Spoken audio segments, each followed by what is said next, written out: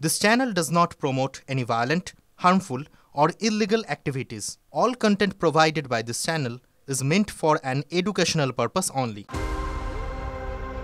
আগামী ২রা জানুয়ারি বাংলাদেশে ধৃত চিন্ময় কৃষ্ণ দাসের জামিনের আবেদনের শুনানি রয়েছে।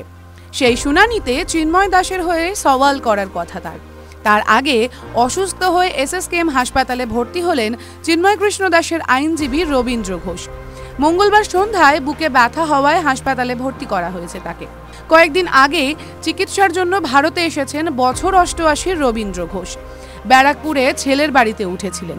চিন্ময় দাসের জামিনের আবেদনের শুনানির জন্য ২রা জানুয়ারির আগেই বাংলাদেশে ফিরে যাওয়ার কথা জানিয়েছিলেন প্রবীণ এই আইনজীবী।